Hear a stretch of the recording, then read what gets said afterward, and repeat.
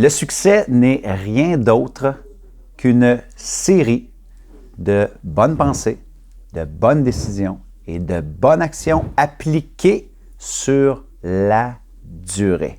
Et à l'opposé, l'échec, eh bien, c'est le contraire. C'est une série de mauvaises pensées, de mauvaises décisions, de mauvaises actions que l'on applique sur la durée.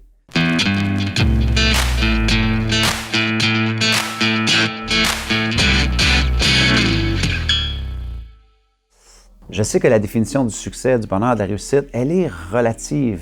Elle est très personnelle pour chacun d'entre nous. Il y en a pour qui c'est la famille, il y en a pour qui c'est se réaliser professionnellement, il y en a pour qui c'est l'entrepreneuriat, il y en a pour qui c'est la contribution, l'équilibre travail-famille. Peu importe, prenez votre définition, je peux vous faire une promesse tout de suite. Si vous allez vous épanouir dans le domaine qui vous fait vibrer vraiment, en quelque part, ça va être soutenu par cette philosophie que le succès n'est rien d'autre qu'une série de bonnes pensées, de bonnes décisions et de bonnes actions appliquées sur la durée. Et c'est là souvent qu'est le défi. C'est la notion de ne pas s'accrocher aux mythes ou aux mensonges, que les gens qui ont du succès le font parce que c'est facile pour eux. Alors, s'ils ont du succès, pour toi, c'est facile. Non. Une chose que vous pouvez arrêter de dire immédiatement, c'est de vous dire « Oui, mais tu sais, c'est pas facile. » Les gens qui s'épanouissent et qui vont en direction de leur succès, c'est parce qu'ils ont décidé de miser sur le appliquer sur la durée. Ça veut dire qu'il y a des matins que ça ne leur tente pas. Il y a des journées que ça ne leur tente pas. Il y a des journées qui sont démotivées. Mais ces journées-là, eh bien, ils décident de faire confiance au processus, même si c'est difficile, de rattacher un sens à leur objectif et de comprendre que la vie est une série de choix et qu'au final, notre succès ou notre échec va devenir la somme de ces petits choix-là, de ces petites pensées-là, de ces petites actions-là. Alors, je partage 3 stratégies très simples pour peut-être vous aider à mieux réfléchir comment vous pouvez vous assurer peut-être d'avoir un bon œil bienveillant sur est-ce que je m'apprête à faire des bonnes pensées, des bonnes actions sur la durée ou peut-être je suis plus en schéma d'échec et ce que je fais m'éloigne de la version de qui je veux devenir. OK? Première stratégie, elle est très simple. Apprenez à vous observer. Donc, élevez votre niveau de conscience en vous observant. Donc, c'est une stratégie qui est très, très, très connue. C'est de observant, observer. Moi, j'ai appris ça de mon bon ami Rémi Tremblay.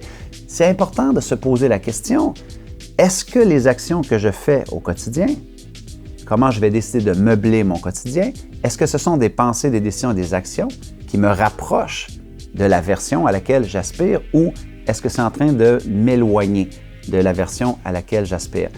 Simplement se poser cette question-là à l'occasion qui est très importante parce que n'oubliez pas une chose, ce que vous apprêtez à faire aujourd'hui doit être important parce que vous allez y échanger une journée de votre vie. Imaginez à quel point c'est précieux parce que l'opposé de cela, c'est quoi?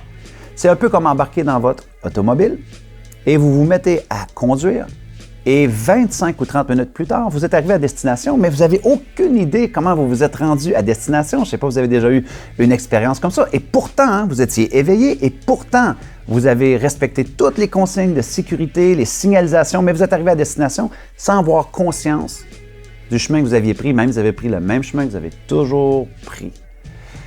Comment est-ce qu'on fait pour éviter d'avoir une vie autopilote comme ça et se retrouver à une destination que l'on n'aime pas? Il faut élever notre niveau de conscience et se poser une question importante. Qu'est-ce que je fais ou je vais faire aujourd'hui? C'est constructif et c'est positif et ça m'amène dans la bonne direction. De là, l'idée de observant et l'observer. Être capable de nous observer nous-mêmes dans nos actions, nos quotidiens et voir si ça nous fait progresser. La deuxième stratégie que j'ai pour vous, c'est développer la capacité de vous projeter dans l'avenir. On est très mauvais comme humains de se projeter dans l'avenir et d'essayer de voir est-ce que les habitudes que je fais présentement et ces petites actions-là, cette série de petites pensées, décisions et actions que je fais là présentement, si je continue à les faire, est-ce qu'il y aura un coût à cela, donc des conséquences, ou est-ce qu'il y aura un retour sur investissement? Évidemment, si vous êtes dans des actions qui sont positives, constructives, dans le progrès, il y aura un retour sur investissement. Mais par contre, si vous êtes en train de faire des trucs qui sont toxiques, qui ne sont pas bons pour votre santé, votre hygiène de vie, votre mental ou peu importe, vous côtoyez les mauvaises personnes, c'est sûr qu'il y aura un coût très fort. J'ai déjà d'ailleurs fait une vidéo très importante à ce sujet-là sur ma chaîne YouTube sur le prix versus le coût des choses dans la vie. Vous pouvez aller la voir.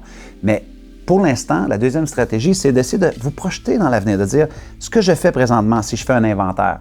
Est-ce que je suis dans la mécanique que ça risque de me coûter très cher éventuellement au niveau de ma santé, au niveau de mes relations, au niveau de mes finances, ou est-ce que non, je suis dans une mécanique d'éducation continue, de construction de moi-même, je suis capable de me remettre en question, donc il y aura un retour sur investissement de ça.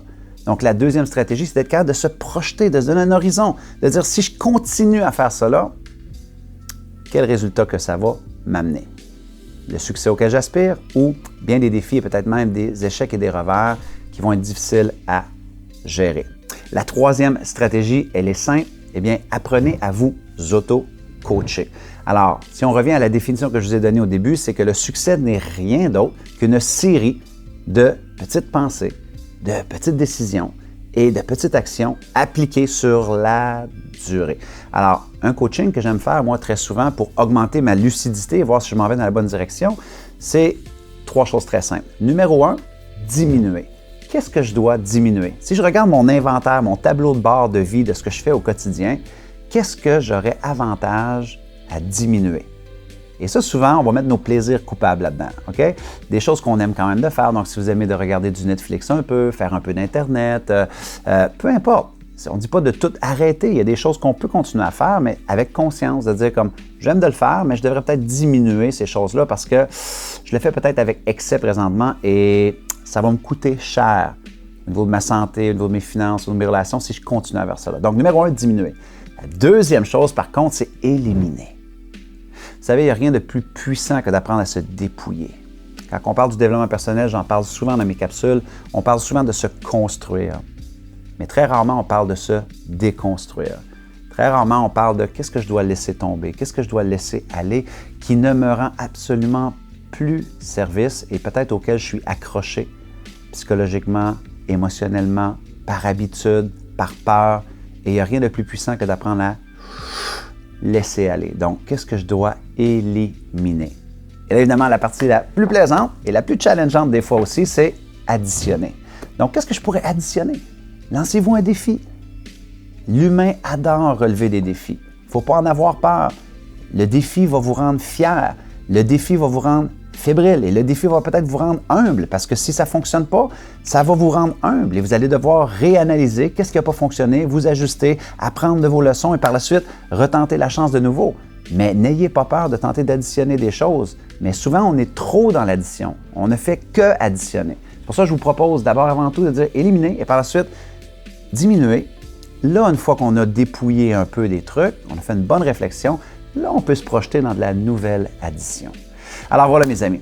J'espère que vous retrouvez de la valeur dans cette capsule-là. Je serais curieux de voir peut-être, vous, c'est quoi votre définition du succès? Qu'est-ce que vous en pensez? Est-ce qu'il y a une chose qui vous aide peut-être à vous rapprocher de votre succès? Laissez des commentaires ci-dessous. Moi, je vais être content de les lire. Et en même temps, ça va être une façon de payer au suivant.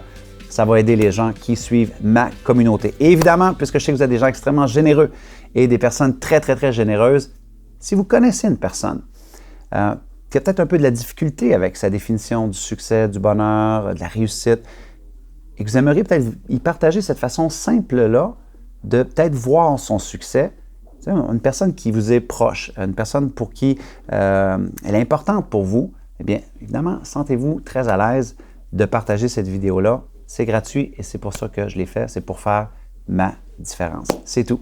Alors voilà mes amis, alors j'ai été content et tant qu'à moi, je vous dis jusqu'à notre prochaine communication, soyez reconnaissants, reconnaissantes, célébrez la magie d'aujourd'hui et merci de tout cœur de faire partie de ces gens-là qui ont le courage, parce que ça en prend, le courage de vouloir bâtir un monde meilleur. C'était votre ami Martin qui vous dit au revoir tout le monde.